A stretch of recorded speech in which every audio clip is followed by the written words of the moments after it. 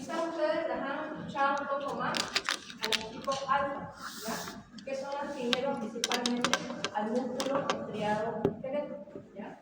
En el caso de la gamma, que son las que estamos mostrando a continuación, y es quizás la que voy a hablar todo este tiempo en cuanto a los reflejos, porque vamos a ver cómo estas gamas son las que se conectan con el uso muscular, ¿ya?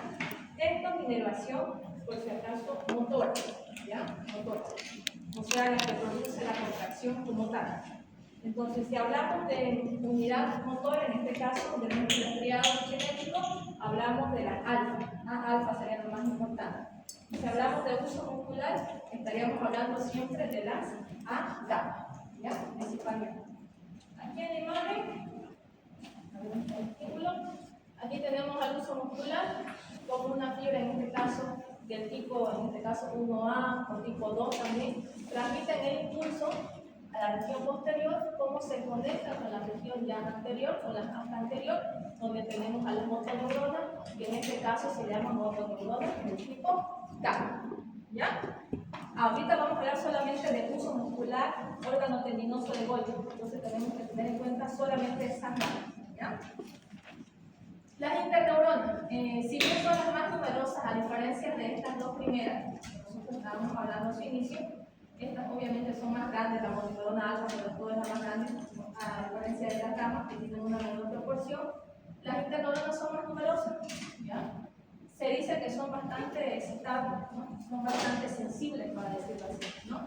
Y no solamente la interneurona conecta, como hemos visto muchas veces, con la vía aferente, que viene de la transmisión de los receptores, ¿no? Que ya han estado hablando igual sus compañeros, sino también puede llegar a transmitir impulsos a nivel cerebral, ya sea a la corteza, al cerebelo, a los cambios basales, ¿no? Para arriba, ¿no? O la misma médula, pero en segmentos más superiores, ¿ya? Tenemos algo interesante aquí que nombrar, que son las células de Benshaw, así se las llama. Son neuronas de tipo inhibitorio, ¿ya? Que producen principalmente lisina. ¿Se acuerdan que es un neurotransmisor de tipo inhibitorio? Entonces, ¿qué es lo que pasa? Sucede que a nivel de la asta anterior, donde encontramos en este caso, a la motoneurona tipo gamma, tipo alfa, tenemos estas neuronas justamente con capacidad de inhibir a las mismas, ¿no? Vemos como esta misma fibra lanza una colateral, la colateral obviamente excita ¿a quién? A la célula de Benshaw, y a la vez esta misma vuelve a la misma motoneurona alfa o gamma. ¿Para qué? Para inhibirla. ¿Y para qué? Para que todos los impulsos viajen quizás en una sola dirección y no se propague quizás a otras musculaturas, ¿no? Para eso, para que lo lleve casi unidireccional, casi como enfocado hacia una contracción específica, por decirlo así, ¿ya? ¿Qué más tenemos por acá? Las conexiones multisegmentales. Esta es generalidad nada más de la médula, ¿ya? Se dice que no solamente tenemos las motoneuronas, no tenemos también las sensitivas, tenemos las interneuronas, sino también hay conexiones, dice acá, entre segmentos de una parte de la médula con el superior, o quizás de ese segmento con la parte inferior. Por eso se habla de conexiones multisegmentales. O sea, hay fascículos que vamos a ver que suben de manera ascendente y que también pueden descender y dar origen a los reflejos multisegmentales. O sea, que un grupo de músculos se puedan contraer y quizás otros no, o quizás relajarse y otros inhibirse, ¿no? Entonces, esto es para permitir una coordinación motora, ¿no? Para poder mantener la postura. Receptores sensitivos. En este caso, de los dos que voy a hablar, órgano tendinoso de Golgi y el uso muscular. Primero el uso muscular, que nosotros lo encontramos siempre en el vientre del músculo, ¿no? Como tal, en forma abusada, obviamente, el uso muscular. Y el otro órgano tendinoso que siempre lo vamos a encontrar en los tendones, ¿no? El órgano tendinoso de Golgi. El primero, hablando del uso muscular, principalmente se activa cuando hay un estiramiento, ¿no? Y también, obviamente, transmite más que todo la velocidad del estiramiento del músculo. A diferencia de lo que es el órgano tendinoso de Golgi, que se activa con la tensión mecánica de estiramiento a nivel de los tendones como tal. Aquí a continuación mostramos solo del uso muscular, ¿ya? Tenemos la fibra, en este caso estamos en el músculo como tal, Estas son fibras musculares del músculo estriado esquelético, son extrafusales, porque están fuera del uso. Y estas que están dentro del uso se llaman intrafusales, ¿ya? Nosotros tenemos la región más central, siempre un poquito más anchita. Se dice que a nivel central no hay muchos filamentos de actina y miosina, o sea que la región central no se contrae como tal, sino la parte externa, ¿no? Entonces la parte externa termina casi en forma de punta y se entremezcla con las fibras extrafusales, ¿no? Las que están fuera del uso muscular. ¿Qué más tenemos aquí en la imagen? No sé si notan esta fibra nerviosa que está llegando acá. A diferencia de esta de acá y de esta verde, obviamente, que está saliendo también de la misma. Tenemos inervación motora del uso muscular e inervación sensitiva del uso muscular. Vamos a empezar a explicar la inervación motora, ¿ya? La motora está dada gracias a las motoneuronas gamma, tipo A. Entonces, nosotros tenemos en la imagen, aquí dice, axones de la motoneurona gamma, ¿no? Y las apunta justamente a estas dos que están terminando casi en los extremos, si usted se da cuenta. A diferencia de esta de acá, no termina, miren, estas son intrafusales, ¿no? Por eso es motoneuronas tipo gamma, tipo A. En cambio, estas que están extrafusales, ¿a quiénes representarían? ¿A qué tipo de motoneuronas? Si estas son las gamma, estas son las alfa, ¿no? Estas alfa inervan músculo estriado, extrafusal. En cambio, las gamas, como les repetí a su inicio, son las que inervan el uso muscular. Y todo el tiempo vamos a hablar de inervación motora, obviamente por las motoneuronas gamma, tipo A, ¿ya? ¿Qué más tenemos por acá? Inervación sensitiva. ¿Cómo siento, cómo se activa el uso muscular? Porque esto de motor significa cómo llega a contraerse, ¿no? Cómo lo activa el uso muscular y cómo el uso se contrae. Pero antes de haber eso, pues tiene que haber una sensibilidad, una aferencia, porque esto es efector, es efecto. En cambio, el siguiente, el que habla de inervación sensitiva, es el tipo aferente, transmisor, en este caso de la señal. Y se acuerdan que se habló en su momento de los tipos de receptores y todo eso, ¿no? Es aquí donde hablamos de la inervación sensitiva, ¿ya? Vemos acá cómo tiene dos tipos de fibras, en este caso la 1A y la tipo 2. La 1A, como vemos en la imagen, inerva toda la región central del uso muscular, aquí en el medio, ¿no? Vamos a ver cómo la tipo 2 inerva la región, más que todo lateral.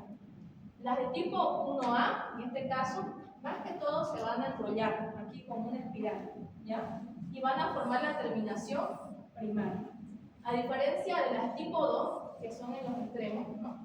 Que forman terminaciones del tipo secundario, que se dice que también puede formar un poco de espiral, pero más que todo tipo de ramificaciones como las de un árbol, para decirlo así, ¿ya? Estas en los extremos. Entonces, en esta imagen, yo tengo aquí, miren acá, dentro, grupo 1 y grupo 2, aferente axón. Entonces, aquí hace referencia a la inervación de qué tipo? Sensitiva, ¿no ves? Y la está mostrando en la parte del medio. Claro que aquí faltaría aclarar que obviamente la del tipo 2, que era que aquí está mostrándose un poco mejor, es más en la periferia, ¿no? Bien. Tenemos esos dos tipos de terminaciones en cuanto a la inervación sensitiva del uso muscular, ¿ya? Como vemos, las fibras viajan, ¿no? Del uso, viajan hacia dónde tienen que viajar. ¿Hacia dónde tendrían que viajar? ¿A dónde están sus somas neuronales de esas fibras nerviosas? Si yo tengo aquí la médula, aquí está su soma neuronal.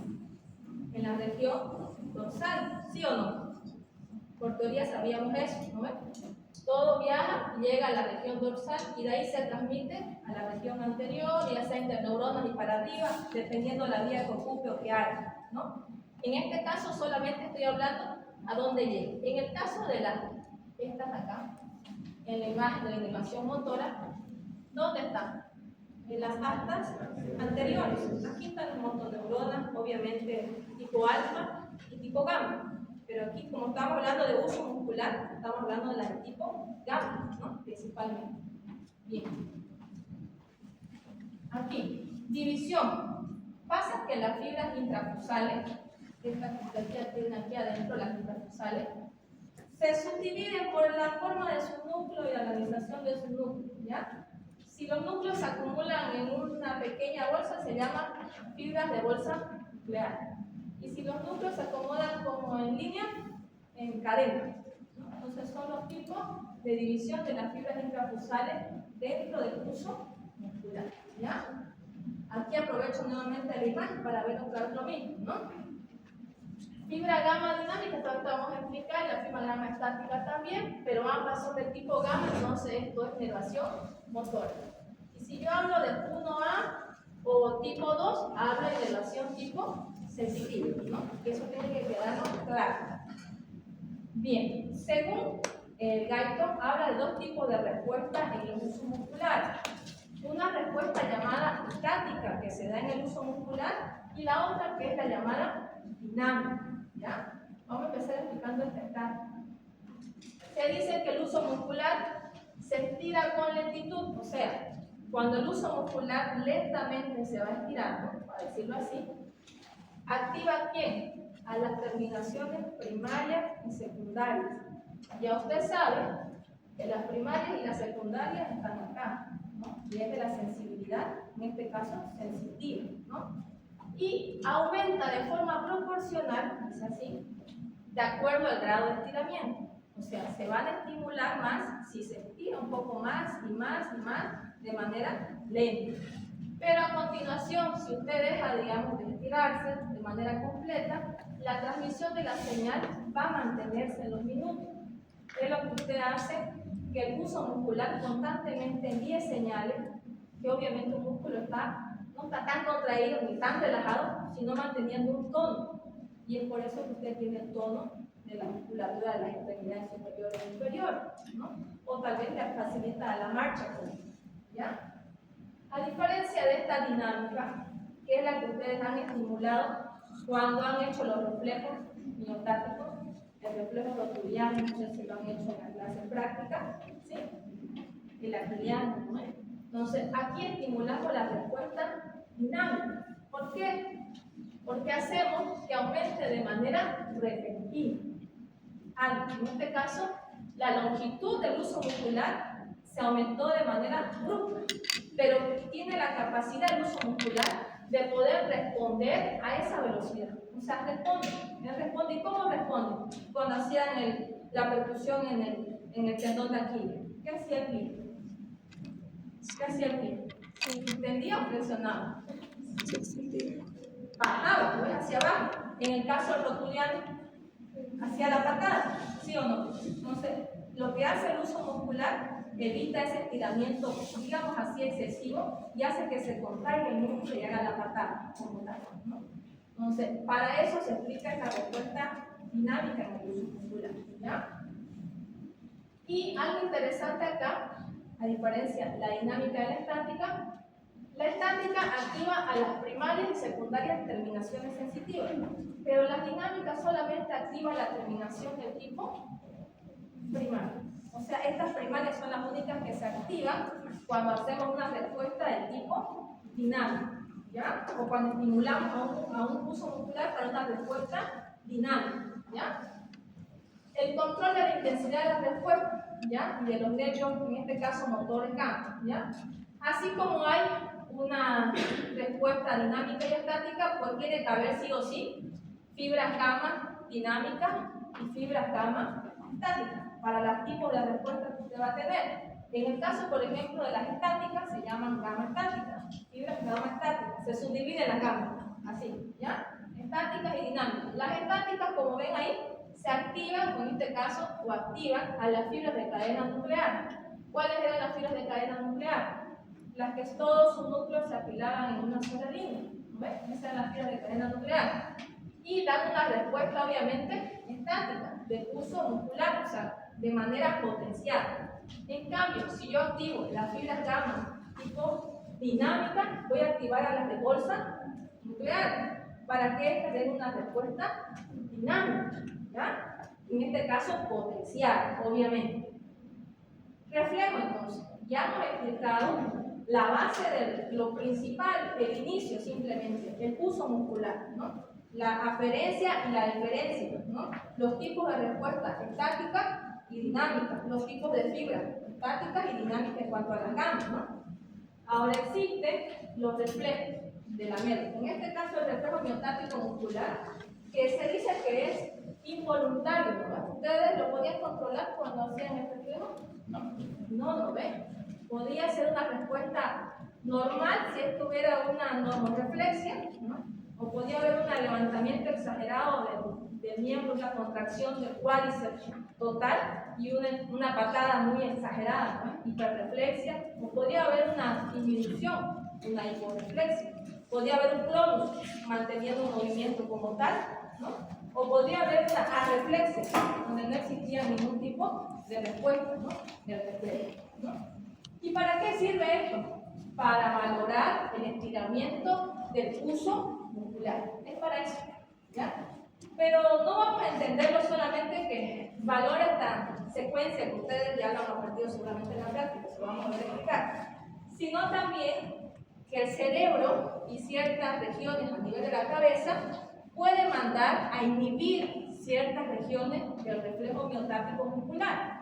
Por eso que usted, si usted lo sabe valorar, puede detectar si hay una anomalía, quizás a nivel de la médula o a nivel superior, ¿no? Donde está que se dio la fusión, ¿no?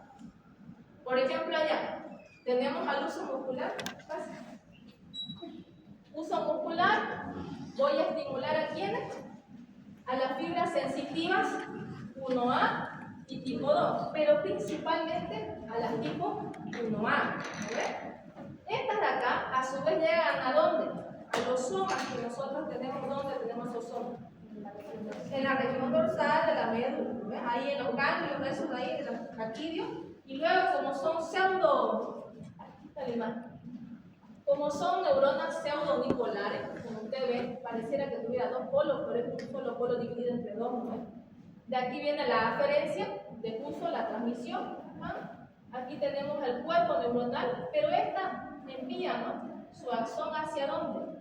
Hacia la motoneurona gamma, que usted tiene aquí adelante en las astas anteriores, ¿sí? Entonces, ¿usted ha dado cuenta cuántas sinapsis ahí cuentan? ¿Por qué dos? Si yo hago solamente esto, es monosináptico, ¿no? Tenemos el reflejo miotático siempre es monosináptico, ¿ya? Por eso se explica así, ¿no? De esa forma es sencilla. Va y viene un reflejo, ¿no? Entonces, viaja de las astas posteriores, va a las astas anteriores, ya sabemos aquí va a quién, a la motoneurona tipo gamma, ¿no? Pero van a entender ustedes también que no solamente, lamentablemente no es solamente dirigido a la gamma, indirectamente las motoneuronas alfa también tienen que activarse, ¿ya? O sea, tiene que haber una ligera señal para que se contraigan igual a la misma par que corresponde a las motoneuronas gamma, ¿ya? No pueden ir por separado, ¿ya? Ahí tenemos la inervación de la fibra muscular como tal. Bien. Entonces, el reflejo miotático existe, digamos así, en dos periodos. Uno que puede ser el dinámico y el otro igualmente el estático, ¿ya? Si yo hago un estiramiento rápido, ¿no? ¿Qué es lo que va a hacer el músculo? Va a ser una contracción reflejo, ¿no? En ese momento usted está haciendo la estimulación de las terminaciones primarias, ¿no? Haciendo que de manera dinámica se active el uso muscular. Pero después de esa activación rápida, tiene que haber alguien, nuevamente, que lo mantenga de manera constante, por decirlo así. Para eso necesita el estático, ¿no? El reflejo, en este caso, miotático estático, ¿no? Para activar, en este caso, ¿quién le activaron? Las terminaciones primarias y secundarias que usted encuentra en el uso muscular, ¿ya? Intervención de la actividad motora voluntaria. Esto es lo que quería aclarar. Que no solamente es el reflejo, o sea, lo hacemos y ya, ¿no? Existe una coactivación de la motoneurona alfa a las gamma. O sea, cuando usted activa una función motora voluntaria, indirectamente tiene que activar, en este caso, a las motoneuronas gamma, para que también hagan su función con el uso muscular. Por eso que le digo que participan casi como que en conjunto, ¿ya? Aquí, región facilitadora bulbo reticular. Sucede que para que usted tenga este sistema diferente gamma, por si acaso hace referencia a la fibra, ¿no ves? Gamma, que salen de la asta anterior de la médula. Para que usted tenga esto íntegro, tiene que tener íntegro también el sistema activador reticular, y ese se encuentra en el bulbo, ¿ya? Y al bulbo le llega información, para decirlo así, del cerebelo, de los ganglios basales y de la corteza cerebral. Entonces, si usted se da cuenta, está todo relacionado, ¿no? No solamente se habla de una cosa sencilla, de un reflejo simple. Entonces, la parte del cerebro también estimula indirectamente a las motoneuronas alfa, quienes de forma compartida les infieren a las diferentes tipos gamma, ¿no? Y como vemos, el sistema, en este caso activador reticular, no solo participa en la alerta, la vigilia, la atención, sino también amortiguar los movimientos de postura y de marcha, ¿no? Que es lo que hacemos con los usos musculares también. No solamente los usos musculares, usted se va a caer aquí, lo que va a hacer, si yo no veo esto directamente, hay un reflejo, ¿no? Yo trato de contraer el músculo para que no me caiga de frente al piso, y para eso necesita la activación del uso muscular, ¿no? Indirectamente estamos activando otras fibras también, ¿no? Del sistema piramidal y extrapiramidal, que seguramente uno de sus compañeros va a tocar, ¿no? Que eso es voluntario, a decirlo así. Esto de los reflejos es más involuntario, ¿no? Bien, entonces los reflejos miotáticos, pues como les explicaba, seguramente lo han visto, tienen su normalidad y anormalidad, ¿no? Lo normal siempre va a ser la normoflexia, ¿no? La hiporreflexia o la reflexia te indican que existe un daño quizá en la sección de esa región medular. En cambio, la hiperreflexia y el clonus te indican quizás una afectación superior a la lesión, o ya sea a nivel cerebral, para decirlo así. Vamos a la siguiente imagen. Reflejo rotuliano, ustedes decían ahí, se valora de L4, de L2 a L4, no sé si lo han visto, ¿no? No simplemente estamos valorando esto, si usted se da cuenta, ¿no? Si usted ve un reflejo aquí, obviamente, ¿dónde estimulamos? Obviamente en la región del tendón, ¿no es? Debajo de la rótula. Y hacemos que se contraiga el cuádriceps, y obviamente esta pierna, en este caso, se va a extender y va a ser la patada, ¿no? Pero indirectamente estamos valorando la región del tono muscular, del uso muscular. Lo está valorando indirectamente, no solamente la sección, ¿ya? Aquí en este caso, en el aquiliano, lo mismo, ¿no? Se dice que valora sacra 1 a sacra 2, su integridad en cuanto al reflejo, ¿no? Pero por ahí tenemos una lesión, qué sé yo, a nivel superior a la sacra 1 y sacra 2. Puede ser que esto esté totalmente ausentado también, ¿no? Puede ser. Reflejo bicipital.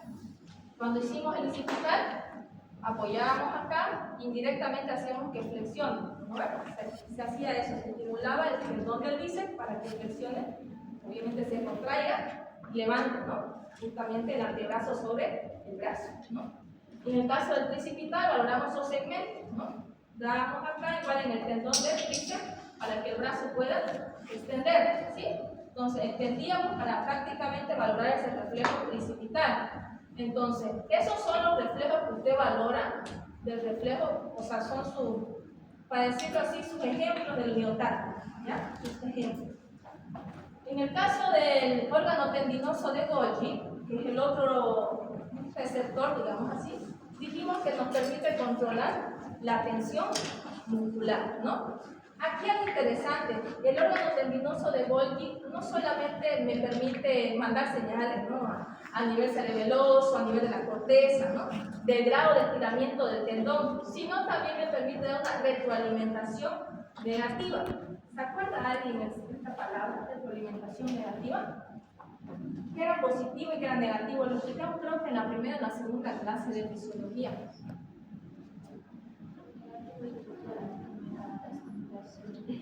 Exacto, ¿no? Entonces, cuando hablamos de retroalimentación negativa, es que el estímulo, en este caso, en vez de excitar o aumentar algo más, va a inhibirlo, ¿no? En En este caso, hace retroalimentación negativa al órgano tendinoso para evitar que el tendón se siga estirando, para evitar el desgaste del tendón como tal. Y eso lo hace porque tiene interneuronas, ¿no?, que conectan la región a nivel de las astas anteriores y que inhiben a las motoneuronas, ¿no?, en este caso. Pero es interesante acá, no sé si logran ver qué tipo de fibra en este caso tiene. No se ve, dice 1B, ¿ya? 1B aferente. Entonces, la sensibilidad en este caso está dada por la tipo 1B. A diferencia del uso muscular, eran del tipo 1A y 2, ¿no ves? ¿Se acuerdan? Aquí es del tipo 1B, ¿no? Igual viajan a la región de las astas posteriores, o sea, ingresan por las astas posteriores de la médula, ¿no?, y hacen conexiones con las astas anteriores y con las interneuronas, ¿ya? En conjunto, el uso muscular y órgano tendinoso de Golgi me permiten el control motor, ¿ya? Por un lado, el uso muscular se dice que da la contracción, reflejo miotáctico como tal. Y en caso del Golgi, me produce una ligera relajación, reflejo miotático inverso. ¿Ya? ¿Y qué pasa con el uso muscular y el órgano tendinoso y los centros superiores? Aquí te está diciendo, el cerebro tiene que trabajar con ellos dos para integrar información, para poder hacer igual movimientos voluntarios, por un lado. Con el cerebelo me permite generar la postura, por un lado, y la coordinación de los movimientos, ¿no? Y en el tronco encefálico me permite generar el equilibrio, la antigravidez. Cuando usted corre, obviamente no tenemos, a veces nos desequilibramos, ¿no?, pero gracias a estos reflejos que hemos estudiado conjuntamente con los voluntarios, nos permiten hacer la marcha antigravidez, ¿no?, para poder evitar caer, ¿no? El reflejo, este es otro reflejo de la médula. Lo dejamos a un lado al reflejo miotático, que ya hemos explicado a qué se debe, el monosináptico, ¿no es? Ahora hablamos del reflejo flexor, también llamado reflejo de la retirada, ¿ya? Retirada inconsciente, ¿no? Si bien la señal cuando uno se está, aquí dice, ¿no?, quemando, mayormente se activa con los nociceptores o con los receptores del dolor, llamados así, o con el calor, por ejemplo, o el frío, ¿no?, que lo puede estimular. Cuando usted se está quemando, lo que hace es presionar una parte del cuerpo, y en eso hace el reflejo flexor, ¿no? Pero indirectamente, igual se está relajando otro grupo muscular, porque no todo es contracción, ¿no?, para que pueda levantar el brazo. Tiene que otro grupo muscular que se relaje, ¿ya? Y eso lo hace de manera inconsciente, o sea, la señal no viaja hasta acá, ¿no? Es algo rápido. Usted está ahí, se quema y lo levanta rápidamente gracias a este reflejo que tiene la médula, que es el reflejo flexor de retirada, ¿ya? Las señales llegan a las interneuronas, que estábamos ahí en la sustancia gris. Estas interneuronas se conectan con los músculos, en este caso músculos necesarios que vaya a utilizar para poder flexionar, o también pueden inhibir de manera recíprocamente hacia él mismo, ¿no? O también puede provocar una postdescarga. ¿Qué es un efecto de postdescarga? Después de que usted retiró la mano de ahí, no va a querer volver a sentar por un largo tiempo, porque indirectamente hay una, como se dice, liberación de un neurotransmisor de manera constante. Entonces existe el fenómeno de post-descarga. Entonces no lo va a dejar ahí la mano, ¿no? Se tira y en ese momento el cuerpo se aleja del que le está causando el daño, ¿no? Existe el reflejo flexor cruzado. Si existe pues un flexor, se está flexionando, la otra mano lo tiende a sacar del lugar. Entonces ese es el reflejo extensor cruzado. Aquí se produce una contracción de los músculos extensores, a lo contrario del otro, ¿no?, de los flexores. Y obviamente este evita el equilibrio del cuerpo. O sea, si usted lo va a sacar ahí, hace indirectamente esto también, pero es para que se salga del lugar donde se está quemando la mano, ¿no? ¿Qué más aquí? Reflejos posturales. En la etapa, digamos así, hasta los 3 meses aproximadamente, no sé si han visto, se los agarra a los bebés de la región axilar y ellos intentan pisar con la plantilla, obviamente su almohadilla de sus pies, la superficie, ¿no? Y ellos tratan de pararse, ¿no? Ese es el reflejo postural, obviamente hasta esa etapa. Los músculos extensores de las extremidades inferiores, obviamente, se tensan al entrar en contacto con una superficie. Eso pasa, ellos intentan pararse. Pero a veces, anormalmente, a veces cuando hay una alteración neurológica en los bebés, no se paran completamente o directamente no pueden flexionar, solamente paran extendidos, ¿no? Entonces, hay que valorar porque esto es normal hasta los 3 meses, digamos, ¿no? Que ellos intenten tratar de pisar y tratar de extender, pero a veces no pasa eso, ¿no? Tenemos los reflejos medulares de enderezamiento. También en los bebés los vamos a reconocer porque normalmente la cabeza, el cuello y el tórax vamos en una sola dirección, ¿no? Para tratar de levantarnos, estamos cayendo, por ejemplo, ¿no? Igual en los bebés cuando se intentan parar, ¿no? Entonces también existe el reflejo medular de enderezamiento. Y existen los reflejos medulares activados en este caso o que causan los espasmos musculares. Cuando hay una fractura, ¿no? Se activa localmente los músculos, igual se contraen, igual te produce o sea, es causado por un reflejo medular. En este caso los calambres, en este caso musculares, lo mismo. En la irritación del peritoneo, una peritonitis, pues también la irritación local puede causar esos espasmos musculares, ¿ya? Bueno, esta pregunta, mañana me la van a traer una respuesta, ¿ya? ¿Qué es el shock medular? Más que todo para poderlo tener claro en caso de una sección torácica, ¿ya? Aquí dice que un paciente sufre un accidente automovilístico, digamos, ¿no? Y existe una sección a nivel de la médula a nivel torácica, ¿ya? Y se dice aquí cómo se encontrarán los reflejos osteotendinosos profundos. ¿A qué hablar? Osteotendinoso profundo se habla de reflejo miotático, ¿no? Eso, estábamos hace un momento al inicio explicando. Si estarán aumentados, si estarán reducidos en las primeras horas o después de las horas, igual cómo estará y por qué, ¿no? Y se explica todo porque ya al inicio hemos explicado que no es solamente la médula, sino que también hay conexiones a nivel cerebral, ¿no? El cerebro siempre inhibe de alguna manera a la médula, ¿no? Pero a veces cuando está seccionado no hay ese poder de inhibición, ¿no? De la cabeza hacia el reflejo, ¿ya? Y eso por eso es la pregunta, ¿listo? Bueno, vamos a acabar.